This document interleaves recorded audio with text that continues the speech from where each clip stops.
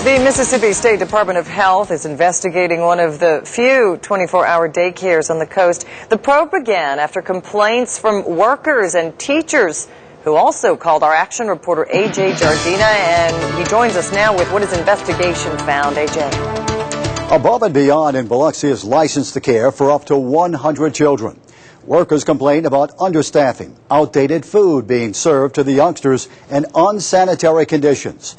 Several teachers also told me owner Jonna Blair wasn't paying them. Parents can drop off their children at Above and Beyond 24 hours a day. It's one of the few places offering round-the-clock child care. What parents probably don't know are the complaints about what goes on inside that sparked a state investigation. I noticed that it was not being run by regulation. Cindy Thompson says she was hired as director of Above and Beyond in January. Her daughter, Elizabeth, worked there part-time. Thompson stayed on the job just 4 weeks, saying Above and Beyond was operating well below state standards. Because of ratios due to understaffing there, a lot of times the children are put in rooms together from age 1 to 6, sometimes 7, 8 years old. And that's a dangerous environment, and that's not a conducive learning environment. I found other employees with concerns, too. This woman was still working at Above and Beyond and asked not to be identified. A lot of the food is outdated by 5 to 7 days. Portions for the children are rather small per Mississippi state law as far as daycare is concerned. I feel like something is wrong there, and it needs to be definitely addressed. Michelle Edie says she spent a week as a teacher before she resigned. We didn't have anything sanitary in the rooms. There was no Kleenex or sanitation devices, so when we wiped their snotty noses and stuff, food was outdated, milk was outdated. They didn't use gloves to prepare the food. A worker called the Mississippi Department of Health about those concerns centering on owner Jonna Blair. Health officials confirmed they made an unannounced site visit to Above and Beyond on February 22nd. On February 23rd, I asked owner Jonna Blair about various complaints. A lot of complaints from a lot of employees that work here, and they say that they haven't been paid. Checks have bounced. Yeah, that's not true. So what can Checks haven't bounced? No. There's also complaints about the fact that the kids aren't properly taken care of. Is that true?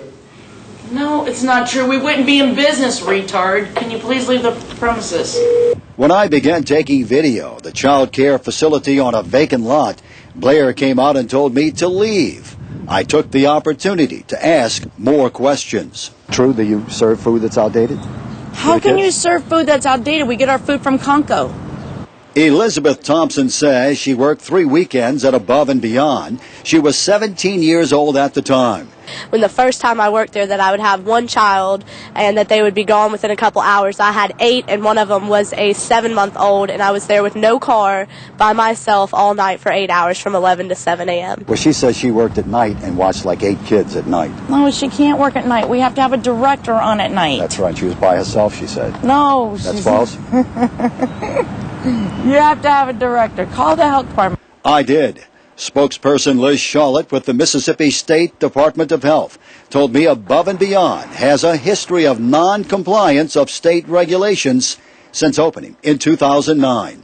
Charlotte says 2 recent inspections found several deficiencies, including failure to follow the required state menus, not enough staff on duty for the number of children, and at the time of a 1 a.m. visit to the 24-hour child care center, the inspector found the one person on staff did not have the required letter for CPR certification.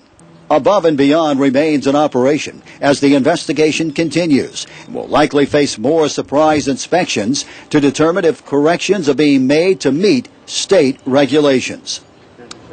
Jonna Blair must develop and submit a correction plan to the state, but Health Department spokeswoman Liz Charlotte did not say how long Blair has to do that. WLOX will have a follow-up once the state investigation is completed. Rebecca? Wow, thank you, AJ. And middle and elementary schools